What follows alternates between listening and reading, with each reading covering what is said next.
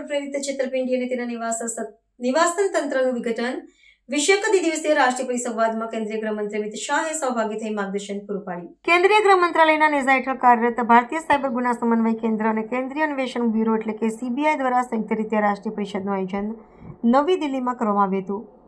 આ બેઠકમાં દેશના વિવિધ રાજ્યોના ઉચ્ચ પોલીસ અધિકારીઓ, સુરક્ષા નિષ્ણાતો અને તકનીકી નિષ્ણાતોએ હાજરી આપી હતી. કેન્દ્રીય ગૃહમંત્રીએ આધુનિક યુગમાં ઉદ્ભવતા સાયબર જોખમો સામે લડવા માટે એકીકૃત વ્યૂહરચના અને આંતરરાજ્ય સંકલન પર વિશેષ ભાર મૂક્યો હતો. આ પરિસંવાદનો મુખ્ય હેતુ સાયબર છેતરપિંડી આચરનારા ગુનાહિત તત્વોના જાળને તોડી પાડવા અને તેના મૂળ સુધી પહોંચવા માટે આધુનિક તકનીકીનો ઉપયોગ કરવાનો છે. ગૃહમંત્રીએ જણાવ્યું હતું કે ભારત ઝડપથી ડિજિટલ અર્થતંત્ર તરફ આગળ વધી રહ્યું છે, ત્યારે નાગરિકોના ડેટા અને નાણાંની સુરક્ષા કરવી એ સરકારની સર્વોચ્ચ પ્રાથમિકતા છે.